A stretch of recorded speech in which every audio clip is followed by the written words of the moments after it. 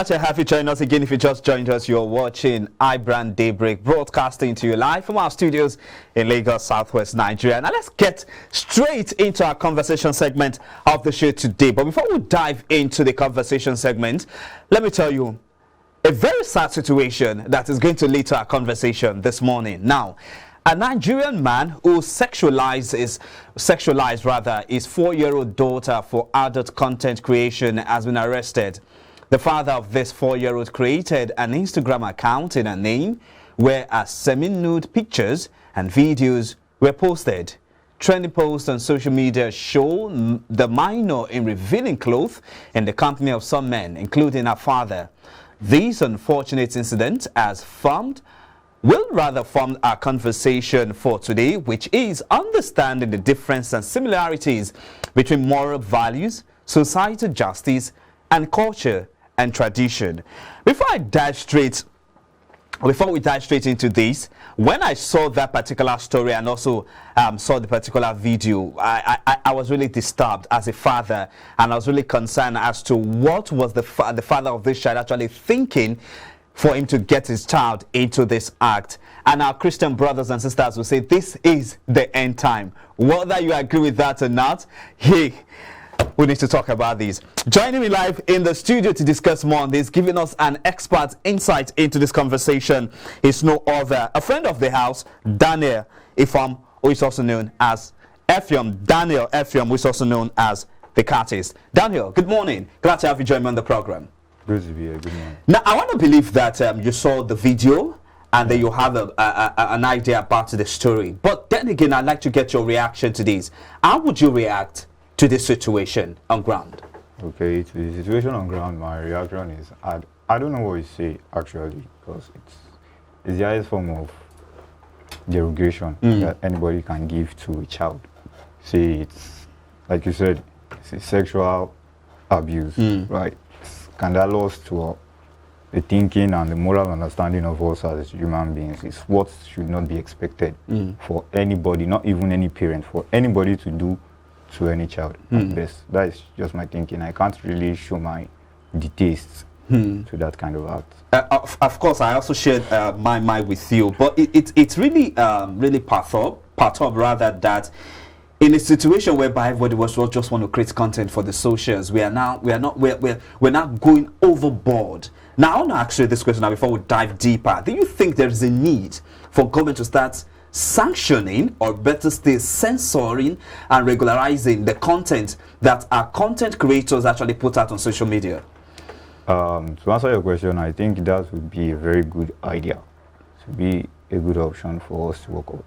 You see, content creation is something that goes with people we call creatives, right? And I think that there is no containment to the things that we allow on social media. Social media spreads. So everybody just sometimes do some things to be funny just to make some certain content and to make some certain creation. Because of right now, that is one of the most lucrative businesses we have online. So people will do anything to actually create this content without not even looking or understanding the facts and the effects it has negatively even in our society. All right, great. Now, thank you for establishing that fact. Now, let's come back home now to what we're talking about today. I want you to give us more insight into morals, values, societal justice, culture, and tradition for the sake of our viewers who are actually watching. Because it seems, as it is right now, it seems we're actually deviating. But before we actually get to that point, let's talk about morals. What are morals? What are values? What are societal justice that people really do not know about that they engage in on a daily? Okay, thank you for the question. I really appreciate you for that question. You see, morals is not something that has to do with tradition. Neither does it have to do with social justice. But they are all embedded because, like I said, or like the topic is saying, there are similarities to these things. So moral values are values that are what? That are expected of a person to do right?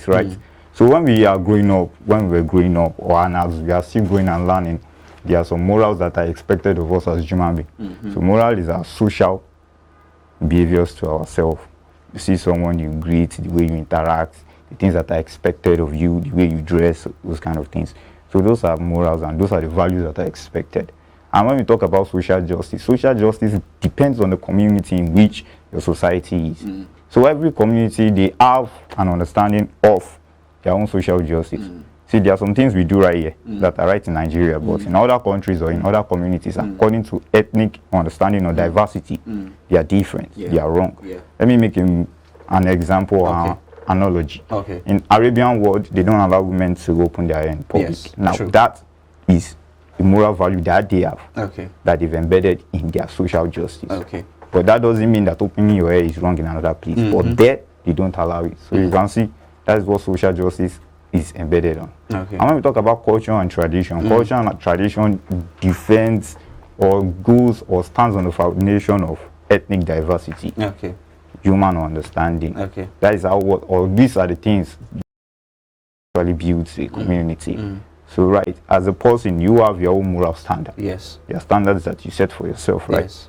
There are ways you relate to people. And in the society, you have your societal standard, right? As a socialite, which means as an educated person, you have things that you know, things you understand, right? So I am this, I am that, I studied this is my level of education. But when I bring it to culture and tradition, now I cannot say because I don't actually know your ethnic group. But in your ethnic group, you guys have an understanding. So you see, they say this is an abomination in our ethnicity. We don't eat this meat. We don't do this. We don't stand like this. We don't greet this way. So these things, they are very important. And I think that basically in today's world, we mistake these things. We have misconceptions about these things.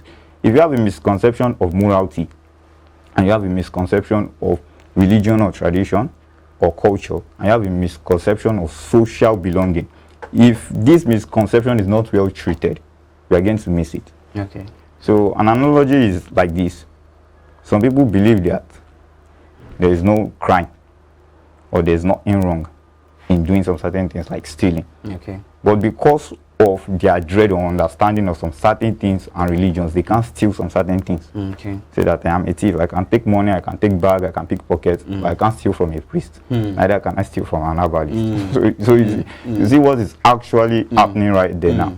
There is a lot of misunderstanding and misconception about this effect. So talking about this thing is really deep. But we're just talking about it because of this situation that we see on ground is really disturbing. So permit me to butt in now. I need to ask you this question based on the explanation you gave. Would you say that as a nation we have a national moral and values that we uphold as a nation, that every citizen of this country, irrespective of your tribe, irrespective of your religion affiliation, irrespective of what have you have to abide by these national values and norms? Do we really have as a nation? I would say, in answer to your question, I would say yes. There's a subject they did introduce in secondary school. It was during the time when we were just going to senior secondary school. You might remember. They call it civic education. Yes, I know at the point where we're in primary school, it was moral instruction. Yes, I remember that. So you see, so that is what is expected of every Nigerian. The way to behave. You see an elderly person, you're expected to greet. But if you are now a Yoruba boy, you're expected to prostrate and greet. True. Like we that we are FX now, we don't prostrate, so we bow our head. So if someone should get a misconception, you look like I don't have respect because I didn't prostrate to him because he's Yoruba. That is a misconception and a misunderstanding. But in our nation, Nigeria, we are expected to what? Greet elderly people. You see, we've created a state, we've created a time, we've created an understanding, and some academians, they've put this thing in teachings, and they thought that, wow, it would be nice to teach people from primary even to senior secondary school. That's why there's a subject called civic education. Like you said, is it still existing? Yes. Amazing. Good. Yeah, it's still existing. They do it in WAEC now. Okay, great. In wax. All right. So with the advent of time and the disparity in ideology patterning to flogging, monitoring, and scolding a child, what's the difference between the Gen Z wannabe parents and the millennial? I would regard myself to be a millennium father. Okay, have almost a year-old daughter, and I am already thinking about my parenting style and all of that to align with the current standard now, because honestly speaking, I do not want to raise up my child the way I was raised, because there were some certain things I really did not like while growing up. But if you were to give answer to this question in tandem with our conversation, what would be your answer? Like I'll start my answer on the foundation which you made. You said it, but not in verbatim. You said it. There were differences in your upbringing. Yes. That is what is affecting the Gen Z generation. You see, it's these differences that we are not treating right. Okay. That's where it comes to the flogging, the beating. So we are creating an atmosphere where we believe that we can raise children that we can reason with, can reason along with. I'll give an example, an analogy with my dad. When we were growing up, our dad do beat us because we are more than, I have elder brothers, I have a younger brother, so it does beat.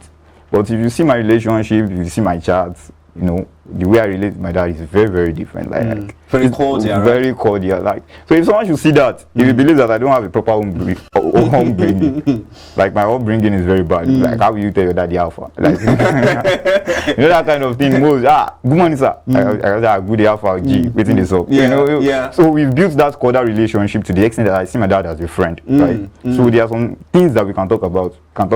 Things that are healing that will help in my life, like, you know, talk about sexual issues, emotional issues, psychological issues, academic issues. But you see, like you said, millennial parents that did not understand this, they created a bridge to believe that by culture that would be respect. Okay. That we shouldn't talk these issues or speak about these issues with our children.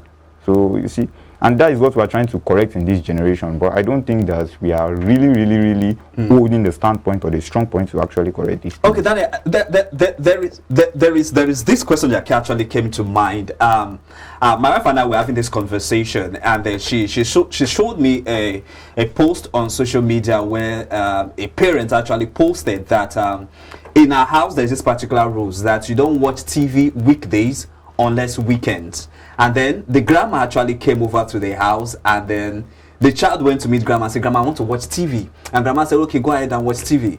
And then the child went to meet the mom, and so the child was actually watching TV. And then the mom came in and said, for example, and said, "Daniel, why are you watching TV? You know the rules of the house. You're not supposed to watch TV during weekdays, only for weekend."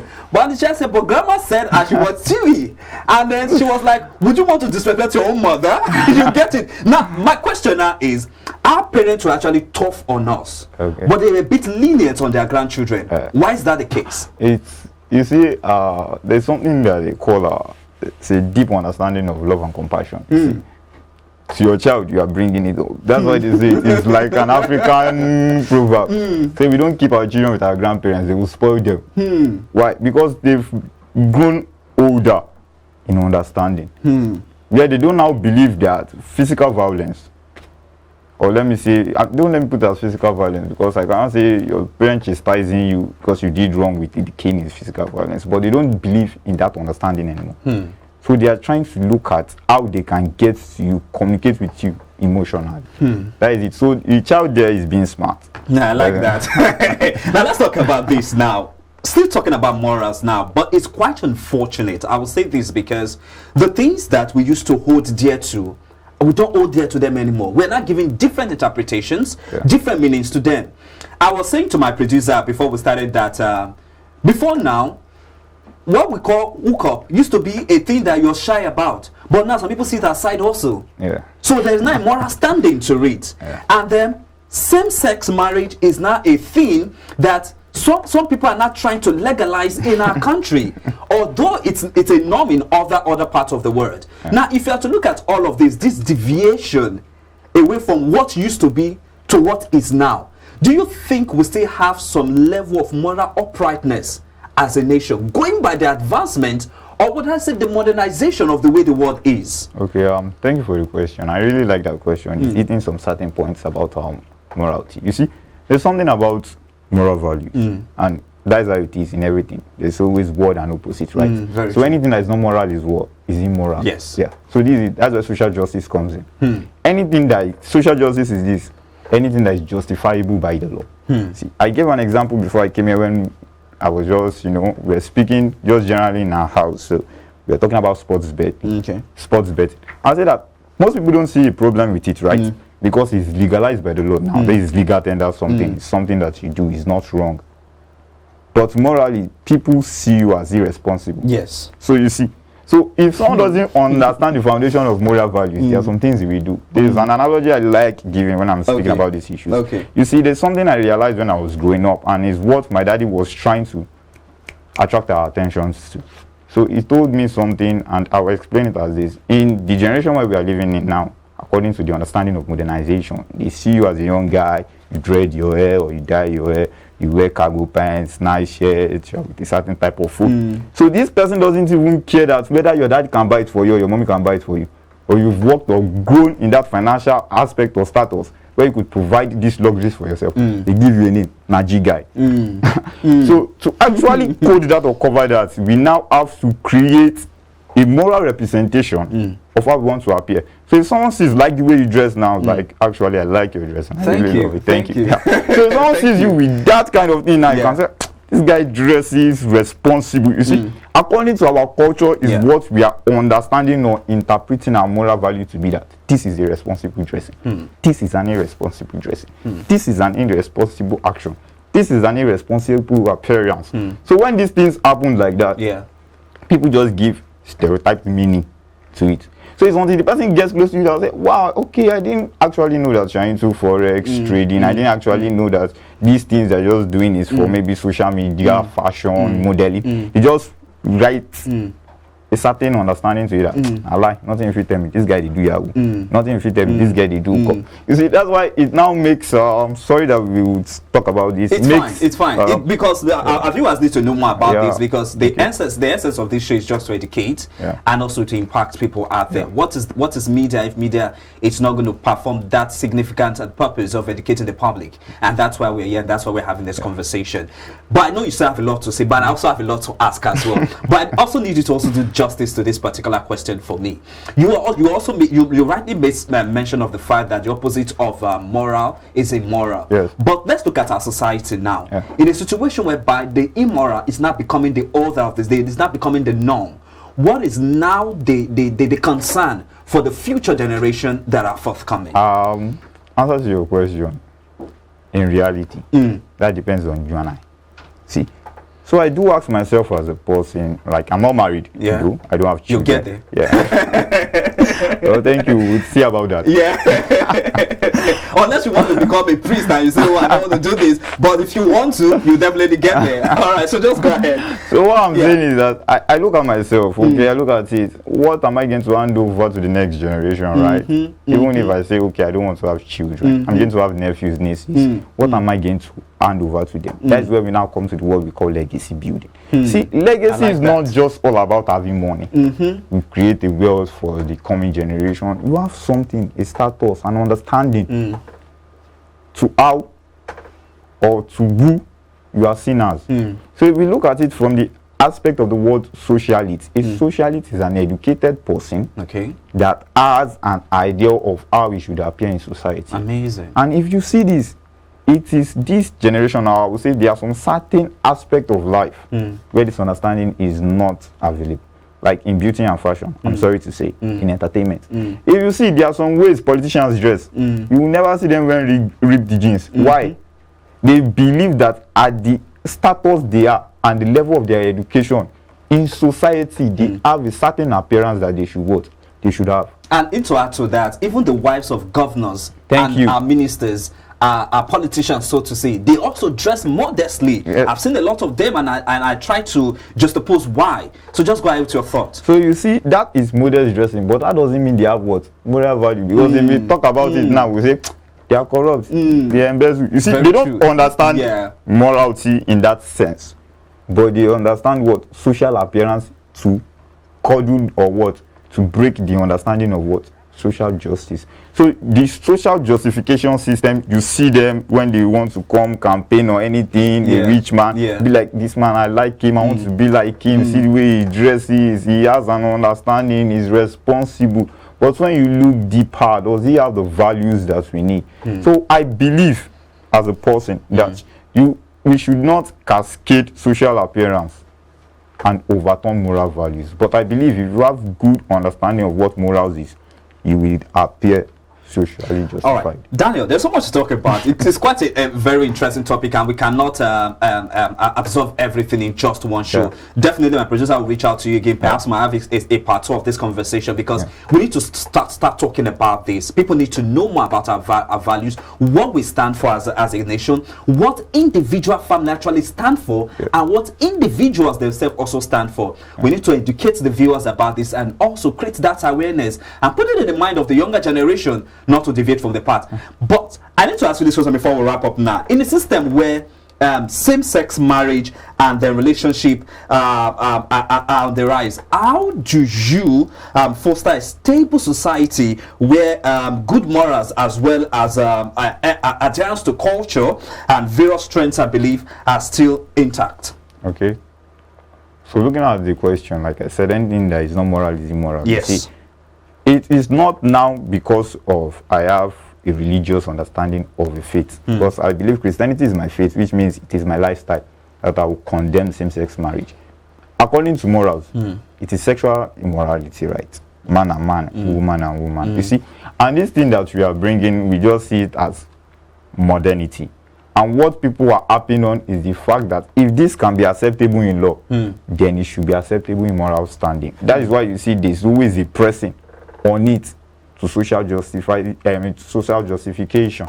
Because if we look at it, this is what social justification is. Anything that is acceptable by the law is socially justified. That's why you see some certain people do it. I told someone that we are free to do some certain things, but we are not at liberty to do those things as a person. Now, like you said, every individual family, let's now go before postmodernism. Every family had an understanding, right? They have a family value. All right. If you check it, you guys have a representation in your village, in your community. You know that this family is this. Yes. So you see, that's why we say some certain things, and it sounds very absurd, but it's actually true. Yeah, that I can believe in so and so family. They have integrity ingrained in them. Yes. They have sense of purpose. They have sense of belonging. They have leadership. So that is just it. I think that we need to really sensitize the society to help them understand this thing. Because if we are looking at it from a very religious or faith-based view, the end we might not get deep into it. I'd like to say a big thank you to you, Daniel, for your time with me on the show this morning. You've given so much insight, and trust me, I have a lot I'm taking home with, and I'm going to run with them in the course of the week, and perhaps as long as my breath can hold me alive. Thank you once again for your time with me on the show this morning. Thank you for having me. God All right, now let's shift the focus away from morals. All right, let's get giggy. It's time to talk about some of the issues going on in the entertainment world, and there's no better way to do that than to introduce to you our Star Corners, as we give you a whole essence of what's going on in the entertainment industry. We'll be back in a moment. Do stay with us. It's still iBrand Daybreak on iBrand TV. We'll be back in a moment. Stay with us.